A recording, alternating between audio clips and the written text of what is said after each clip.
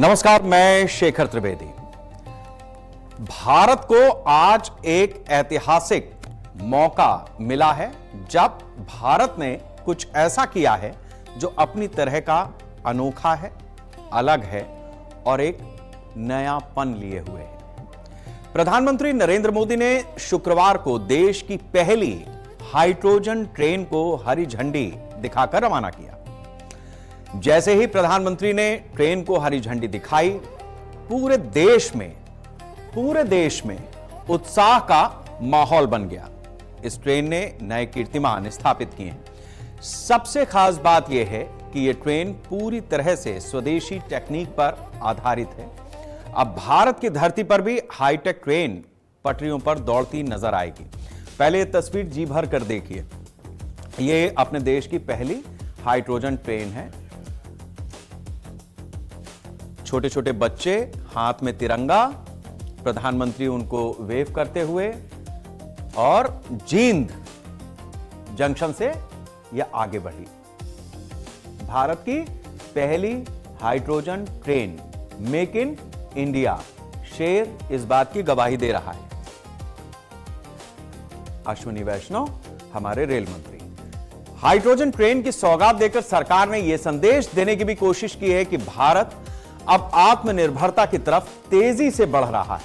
Hydrogen train Haryana के जींद से सोनीपत के बीच शुरू की गई। 10 कोच वाली यह ट्रेन जींद सोनीपत रूट पर 14 स्टेशनों पर चलेगी, जिसकी रफ्तार अधिकतम 75 किलोमीटर प्रति घंटा होगी। ट्रेन में यात्रा करने वाले यात्रियों के लिए किराया होगा 5 रुपए से 25 रुपए के बीच। हाइड्रोजन ट्रेन 2 घंटे में करीब 89 किलोमीटर की यात्रा तय करेगी। हाइड्रोजन ट्रेन के साथ साथ प्रधानमंत्री नरेंद्र मोदी ने 17 जुलाई को ही देश के 9 बड़े प्रोजेक्ट्स का उद्घाटन किया, शिलान्यास किया, जिसके बारे में हम आपको विस्तार से आज वंदे राष्ट्र में बताने वाले हैं। लेकिन पहले जरा ये बात सुनिए। आज 14,000 करोड़ रुपए से अधिक के अन्य प्रोजेक्ट्स भी हरियाणा को मिले हैं। इसमें रेलवे के, हाईवे के अनेक प्रोजेक्ट्स हैं।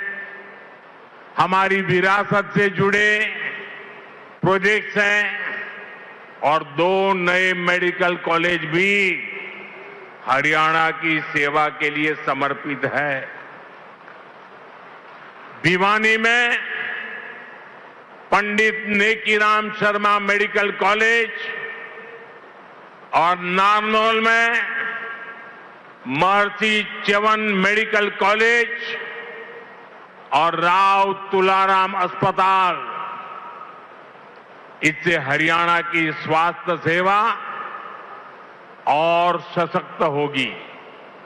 साथियों, यहां के किसानों का हित भी हमारी प्राथमिकता में है। जींद की मंडी तो हरियाणा की सबसे बड़ी मंडियों में से एक है। डबल इंजन की भाजपा सरकार के कारण हरियाणा के किसानों को बहुत लाभ हो रहा है।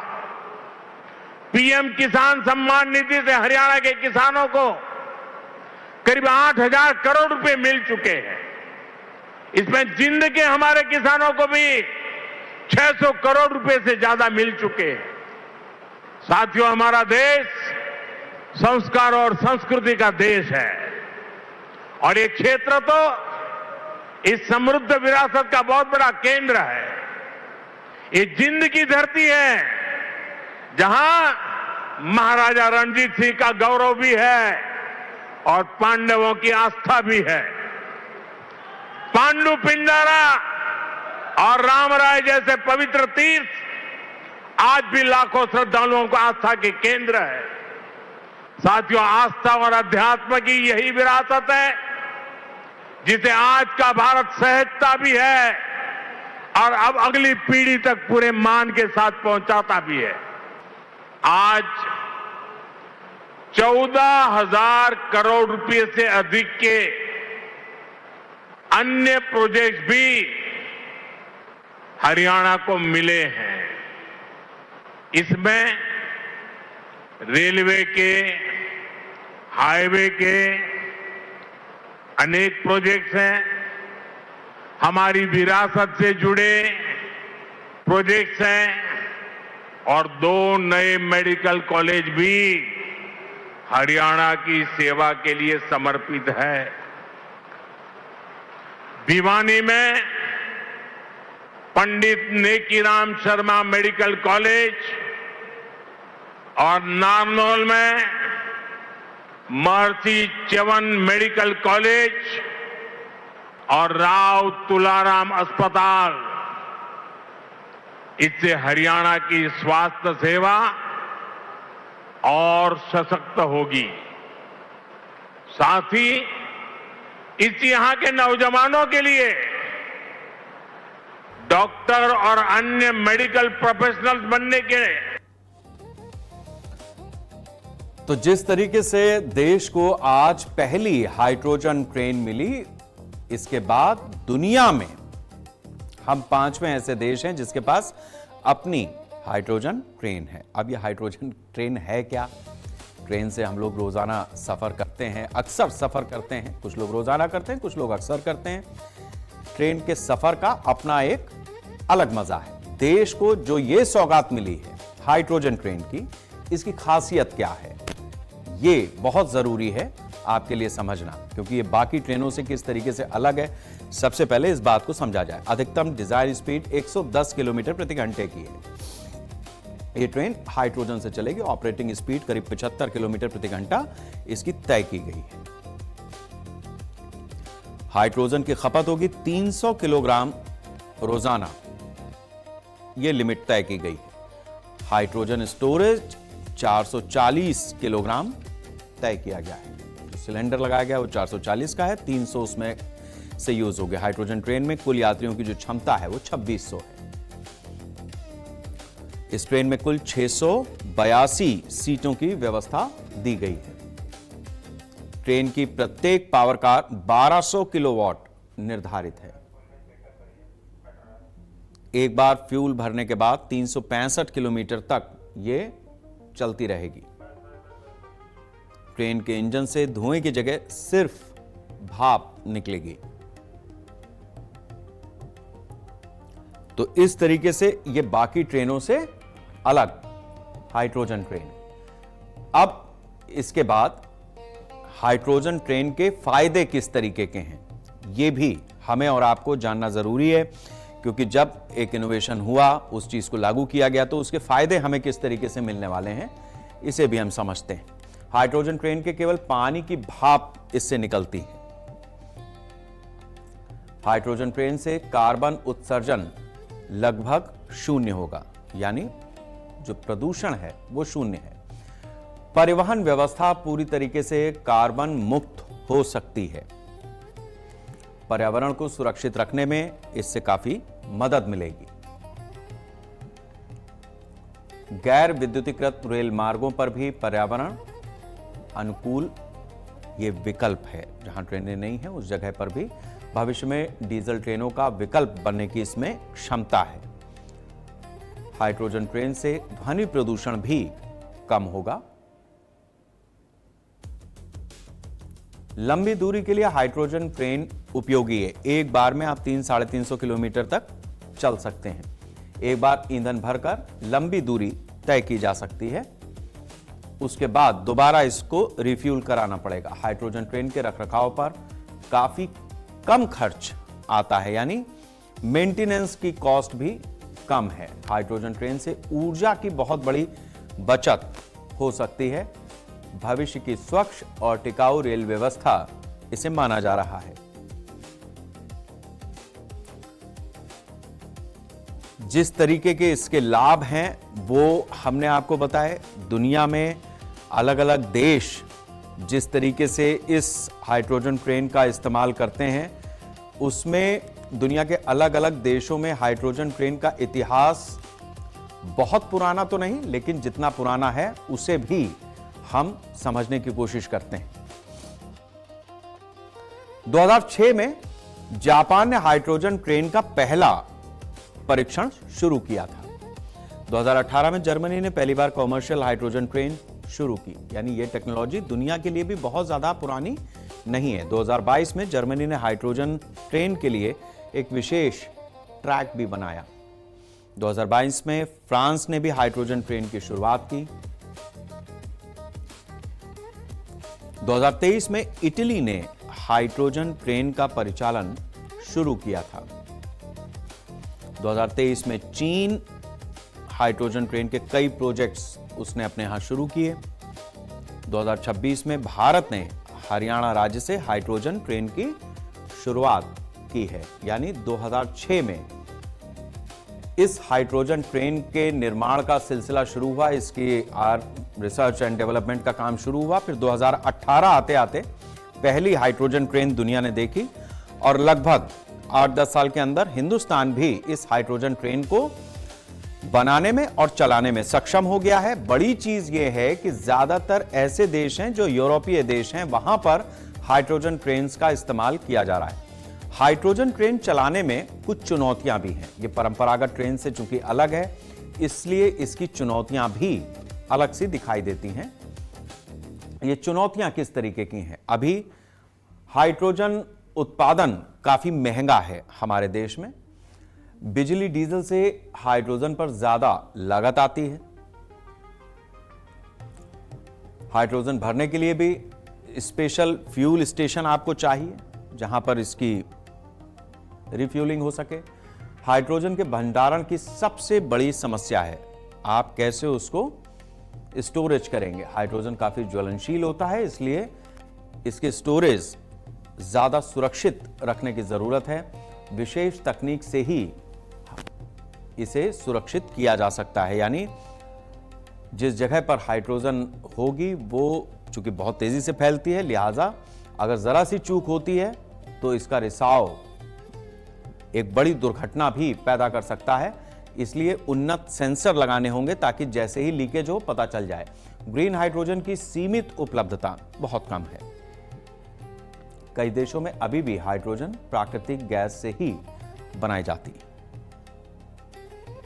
हाइड्रोजन को उत्पादन केंद्र से रेलवे स्टेशन तक सुरक्षित पहुंचाना यह भी अपने आप में एक चुनौतीपूर्ण कार्य है।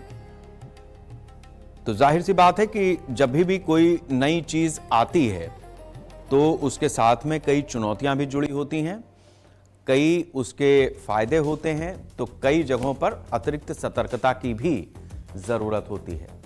अब सवाल यह है कि हाइड्रोजन ट्रेन चलाने के लिए क्या कुछ होना चाहिए, किस तरीके से ये ट्रेन ऑपरेट होती है, इसे भी हम आपको बताते हैं। ग्रीन एनर्जी सेक्टर में निवेश हो तो इस हाइड्रोजन ट्रेन को बल मिलेगा। ग्रीन हाइड्रोजन का उत्पादन बढ़ाना पड़ेगा।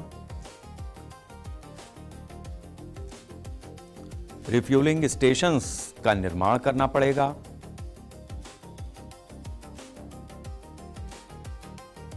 सुरक्षित भंडारण की व्यवस्था करनी पड़ेगी। यानी जहां स्टोरेज है, जहां हमारे पंप्स होंगे, उन जगहों पर सिक्योरिटी एक बहुत बड़ा इश्यू होगा। रिसाव रोकने के लिए भी हमें एडवांस टेक्नोलॉजी चाहिए होगी अगर हमें हाइड्रोजन ट्रेन चलानी है। ग्रीन हाइड्रोजन की उपलब्धता पर हमें फोकस करना होगा ताकि इस चीज को हम मैनेज कर पाएं। प्रशिक्षित तकनीकी कर्मियों की भी हमें जरूरत होगी जो इस पूरी टेक्नोलॉजी को बेहतर समझें और उसको ऑपरेट कर पाएं। मजबूत सप्लाई चेन विकसित करनी होगी क्योंकि अभी शुरुआती दौर है, लिहाजा हर चीज आपको एस्टैब्लिश करनी ही पड़ेगी। आत्मनिर्भरता की तरफ बढ़ता भारत। मोदी ने 9 बड़े प्रोजेक्ट्स देश को सौंपे हैं। इसी जगह से वो प्रोजेक्ट्स किस तरीके के हैं, कौन कौन से हैं, ये भी हम आपको बताते हैं। भारत की पहली हाइड्रोजन ट्रेन का उन्होंने उद्घाटन किया हरियाणा के जींद में, और यहीं से जो बाकी चीजें समर्पित की, कुरुक्षेत्र एलिवेटेड रेलवे ट्रैक का उद्घाटन किया। पंडित नेकीराम शर्मा राजकीय मेडिकल कॉलेज भिवानी का भी उद्घाटन किया। महर्षि च्यवन मेडिकल कॉलेज एवं राव तुलाराम अस्पताल नारनौल, इसका भी उद्घाटन किया। दिल्ली अमृतसर कटरा हाईवे का भी उद्घाटन किया। अंबाला काला नेशनल हाईवे का उद्घाटन किया। जींद गोहाना नेशनल हाईवे का भी आज ही उद्घाटन हुआ है। सिख संग्रहालय कुरुक्षेत्र का शिलान्यास हुआ है, इसको डेवलप किया जाएगा। हांसी बरवाला नेशनल हाईवे का भी उद्घाटन हुआ। नेशनल हाईवे पे हमारे देश में काफी तेजी से काम हुआ है। और हरियाणा एक ऐसा राज्य है जहां से जम्मू कश्मीर यानी उस तरफ उत्तर भारत में आपको जाना है और या वहां से अगर आपको शेष भारत में आना है तो हरियाणा एक ट्रांजिशन सिटी है, स्टेट है, जहां से आपको आवागमन करना ही होगा। इस लिहाज से ये 14,000 करोड़ रुपए के करीब प्रोजेक्ट्स हैं जो आज देश को समर्पित किए गए हैं। अलग अलग तरीके से ज्यादातर प्रोजेक्ट्स हरियाणा में ही तैयार हुए हैं और कनेक्ट करेंगे अदर स्टेट्स को भी।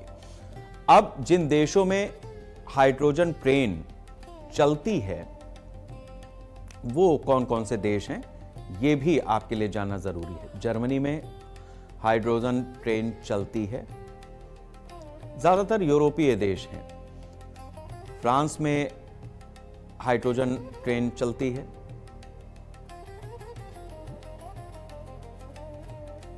इटली में भी इस ट्रेन का उपयोग होता है। ज्यादातर ये यूरोपीय देश हैं, ठंडे जगह हैं।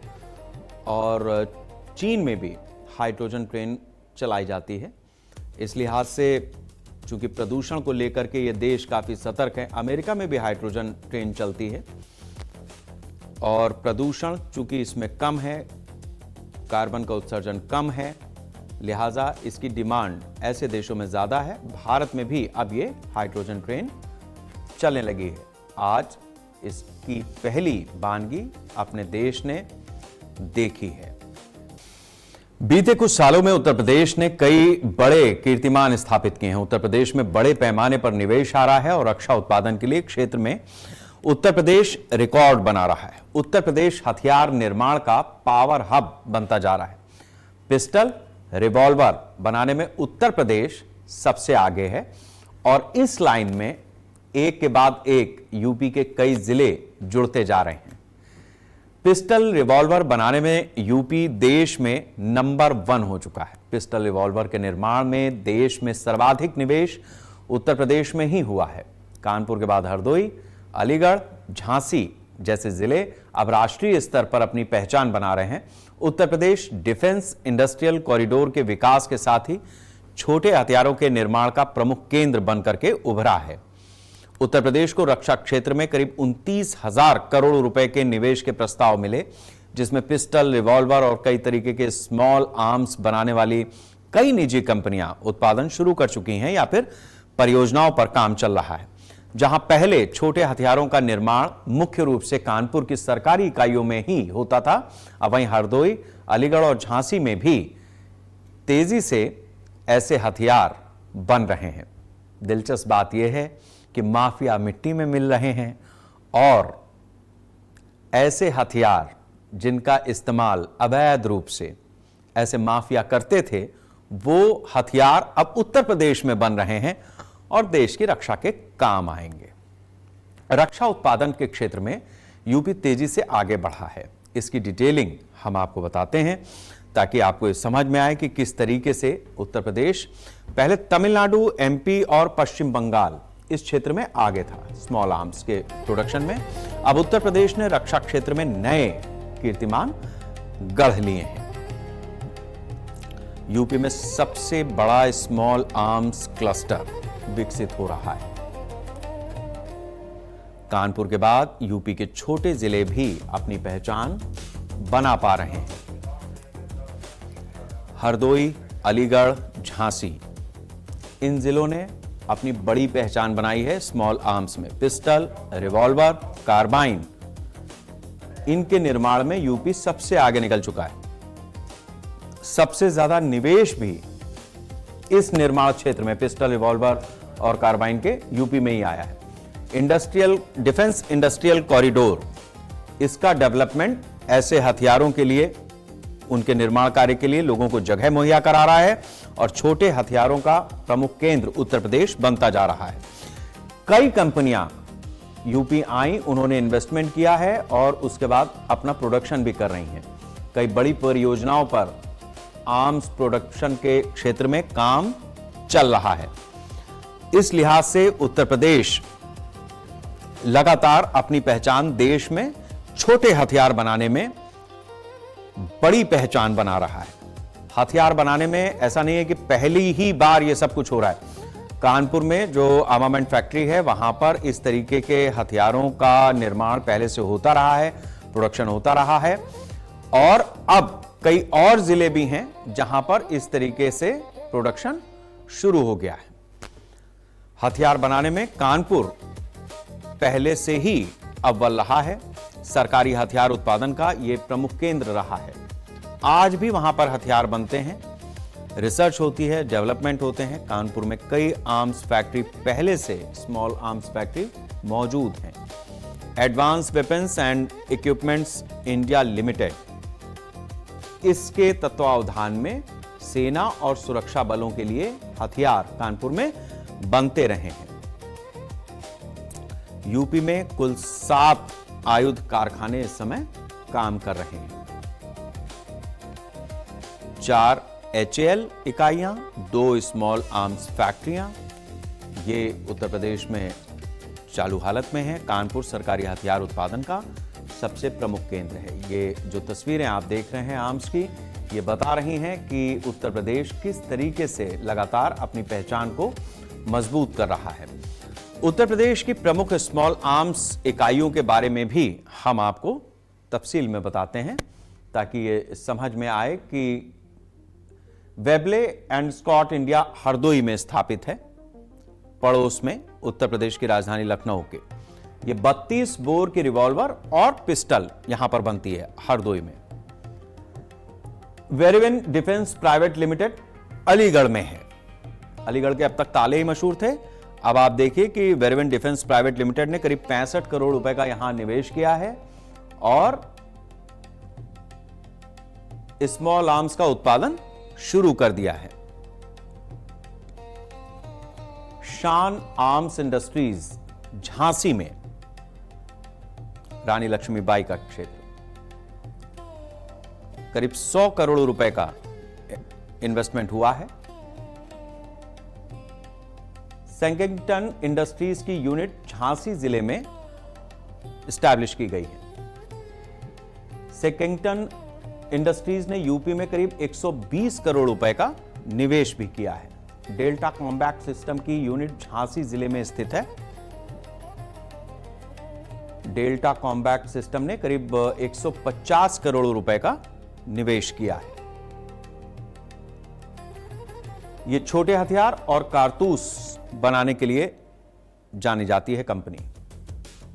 तो इस तरह से छोटे हथियारों का साजो सामान यानी कारतूस, इसके साथ साथ उसका व्यापक क्षेत्र जो पहले कानपुर तक ही सीमित था, अब हरदोई, उधर बुंदेलखंड में आप चले जाएं तो झांसी और पश्चिम की तरफ निकल जाएं तो अलीगढ़। इस तरीके से उत्तर प्रदेश में चारों तरफ इस चीज की चिंता की गई है, खासतौर से जो डिफेंस इंडस्ट्रियल कॉरिडोर निकला है उसके लिहाज से। अब यूपी में बनने वाले प्रमुख रक्षा उत्पाद, मिसाइल सिस्टम और कंपोनेंट, गोला बारूद भी उत्तर प्रदेश में तैयार हो रहा है।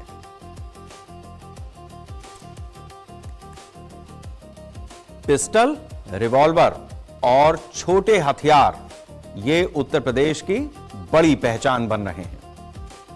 ड्रोन और एंटी ड्रोन सिस्टम, ये भी उत्तर प्रदेश में तैयार हो रहे हैं। रक्षा इलेक्ट्रॉनिक्स के क्षेत्र में भी उत्तर प्रदेश अब आगे बढ़ रहा है।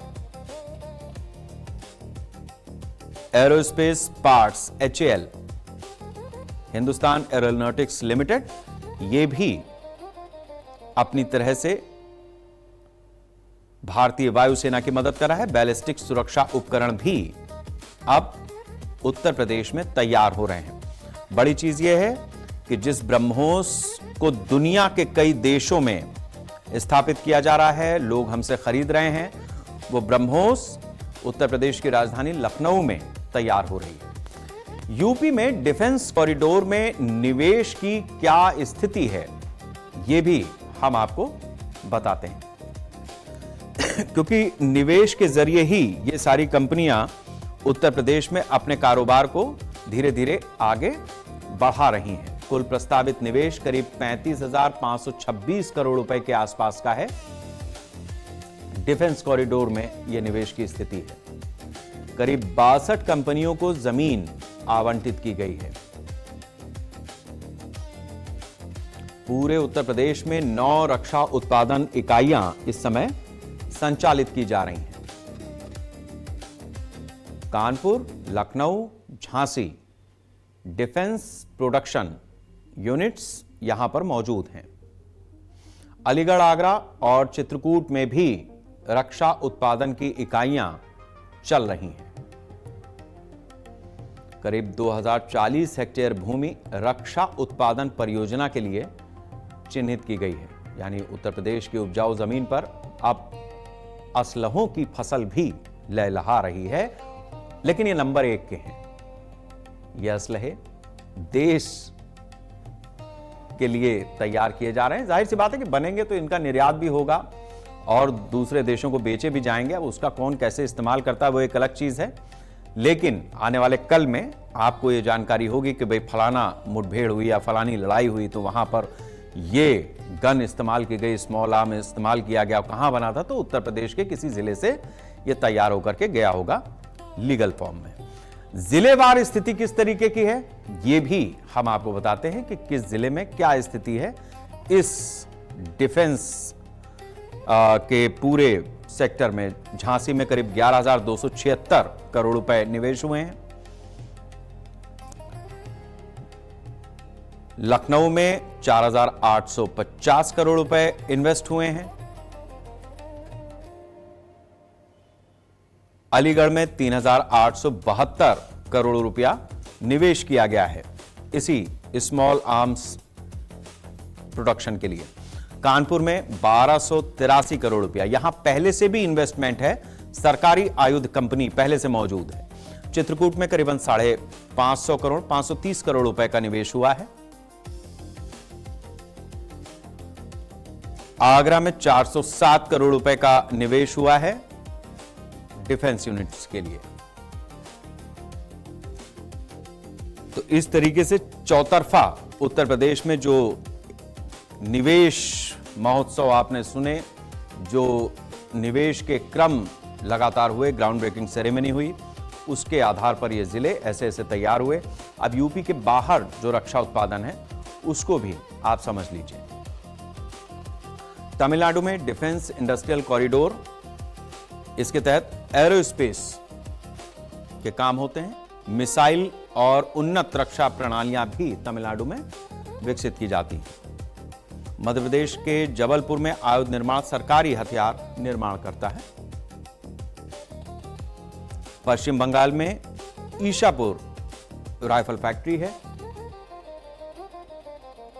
तेलंगाना में निजी रक्षा उद्योग में मुख्य रूप से मिसाइल, ड्रोन और एरोस्पेस। तो इस तरह से भारत में अलग अलग क्षेत्रों में, अलग अलग राज्यों में ये डिफेंस मैकेनिज्म हमारा आगे बढ़ रहा है। जितना भारत तरक्की कर रहा है, जिस तरीके से कर रहा है, उसी अनुपात में उत्तर प्रदेश भी अपनी रफ्तार को मेंटेन किए है। वजह यह है कि भारत ने एक सपना देखा कि हम 5 ट्रिलियन इकोनॉमी का लक्ष्य लेकर के चले हैं और उसको टच करेंगे। तो उत्तर प्रदेश ने कहा कि 5 ट्रिलियन की इकोनॉमी में 1 ट्रिलियन हमारा हिस्सा।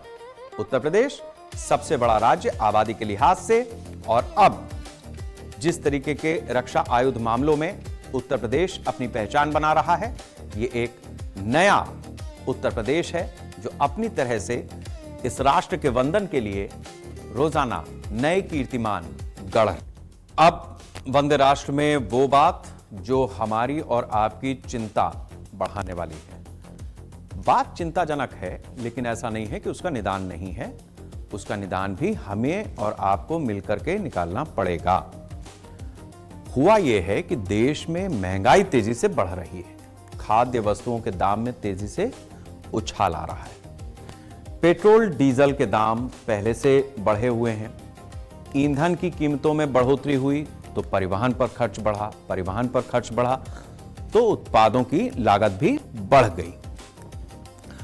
बीते कुछ दिनों में हमने आपको कुछ दिन पहले बताया था कि जून महीने में जो खुदरा महंगाई दर है वो 4% से ऊपर निकल गई और अब एक आम आदमी के लिए थोड़ी सी और चिंताजनक बात आई है। गेहूं अभी कटा है, 8% महंगा हो गया है। इसके बाद आने वाले समय में यह संकट और ज्यादा गहरा हो सकता है। गेहूं के दाम और बढ़ सकते हैं। बढ़ता तापमान, कमजोर बारिश, ओलावृष्टि भारत में अनाज का उत्पादन प्रभावित करते हैं। अगर मॉनसून काफी ज्यादा कमजोर रहता है तो खाद्य पदार्थों के दामों में तेजी से उछाल आता है। घरेलू बाजार में पिछले एक महीने में गेहूं की कीमतें 8% से ज्यादा बढ़ चुकी हैं। मिडिल ईस्ट में छिड़े युद्ध और बेमौसम बारिश की वजह से भी कई वस्तुओं के दाम बढ़े हैं। गेहूं के दाम बढ़ने के साथ ही खाद्य तेल की कीमतों में भी उछाल आने की संभावना है। गेहूं और तिल्ली ये साथ साथ लगाई जाती हैं, लिहाजा अगर एक मौसम की फसल का दाम बढ़ रहा है तो दूसरी ऑटोमेटिक बढ़ेगी। अब गेहूं की कीमतों में किस तरीके का उछाल आया है ये समझ लीजिए।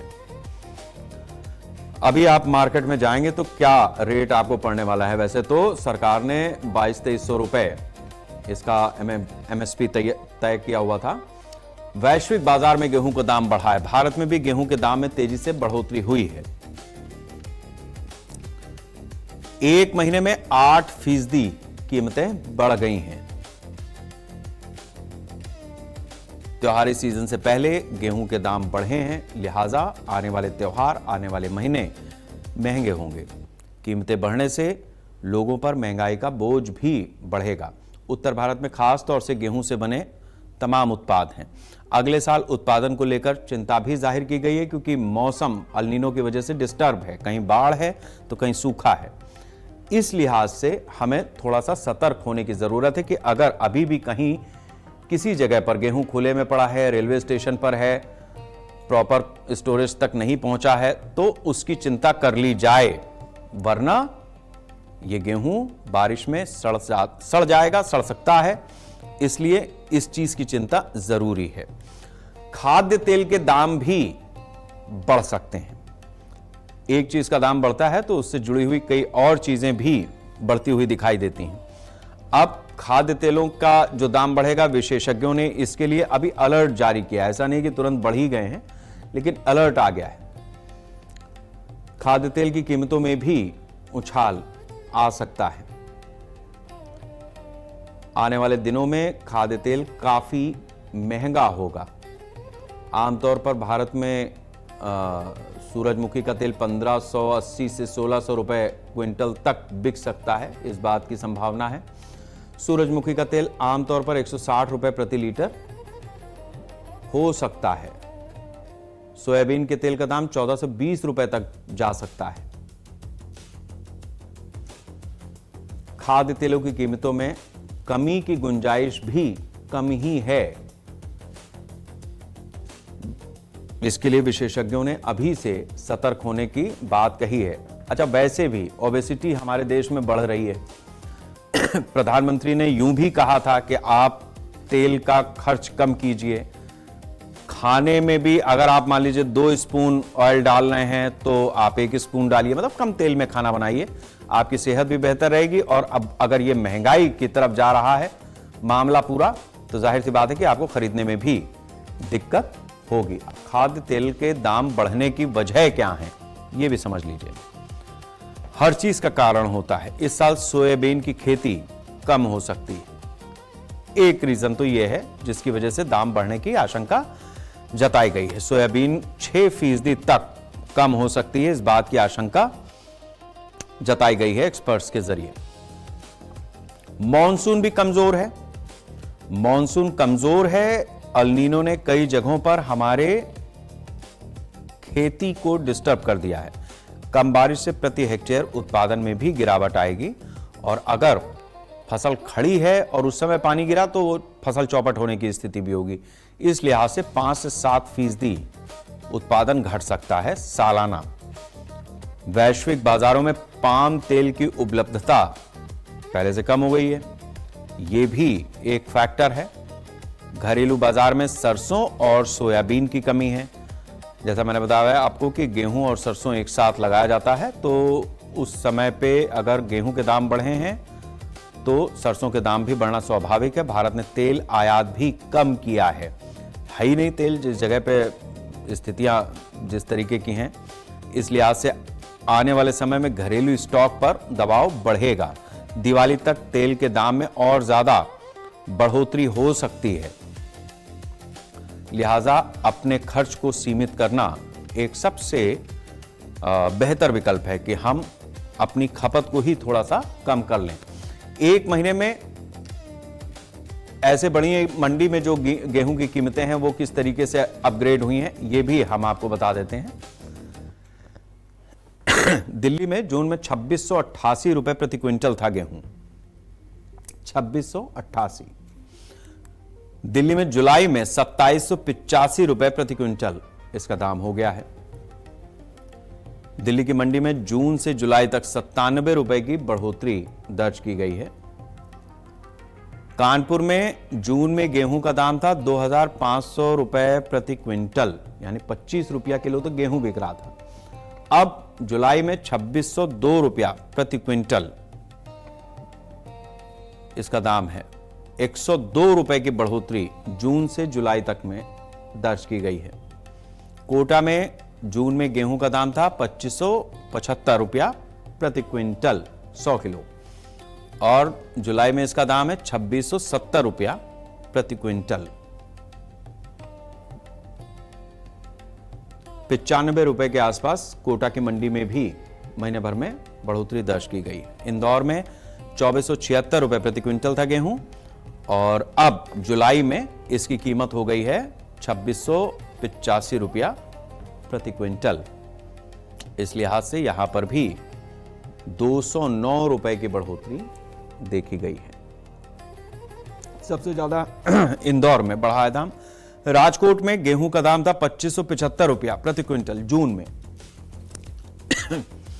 जुलाई में हो गया 2600 रुपया प्रति क्विंटल।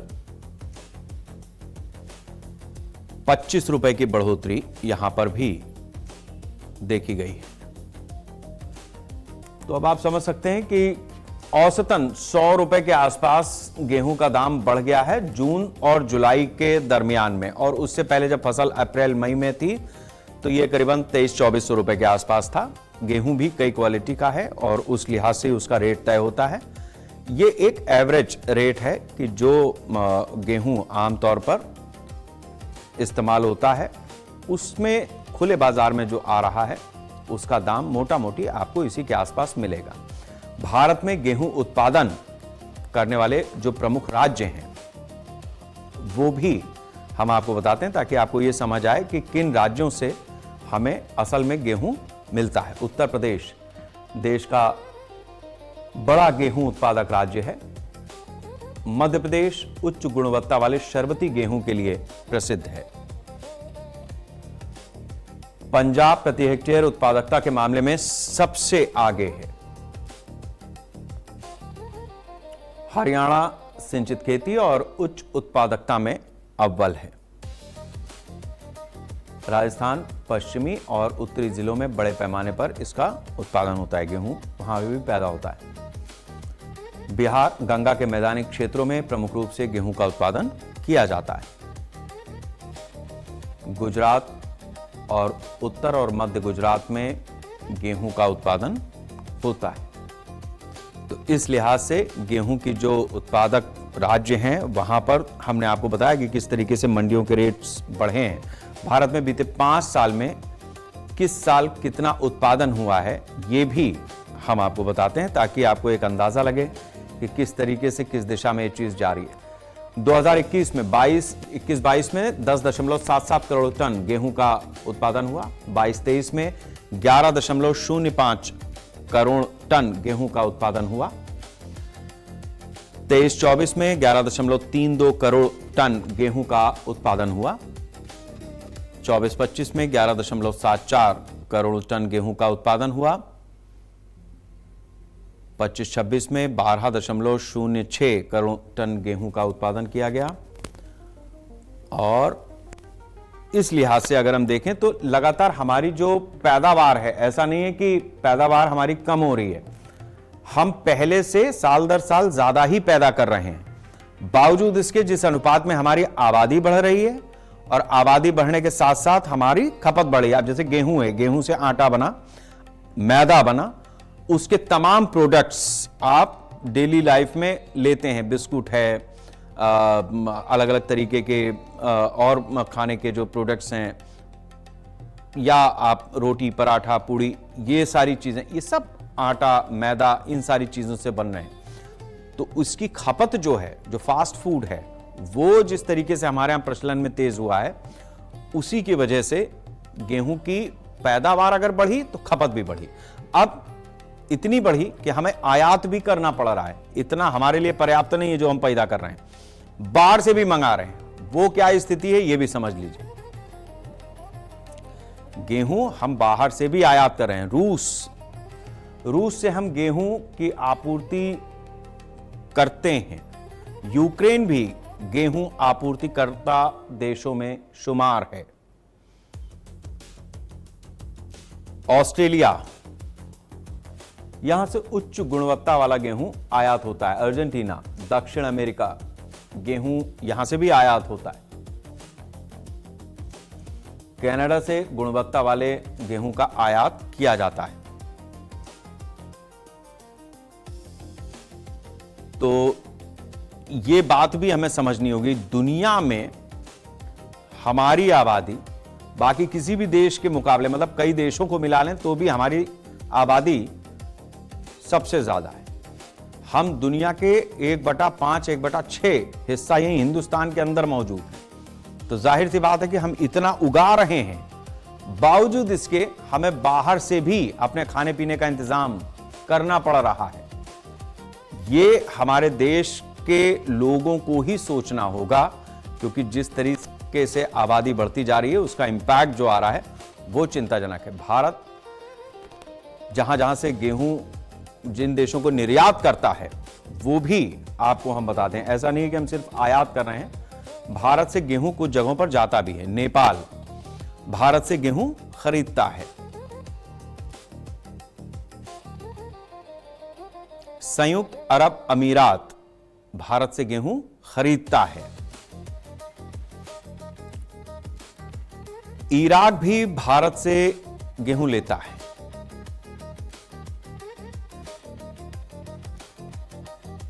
भूटान भारत से गेहूं खरीदता है। अमेरिका भी भारत से गेहूं खरीदता है।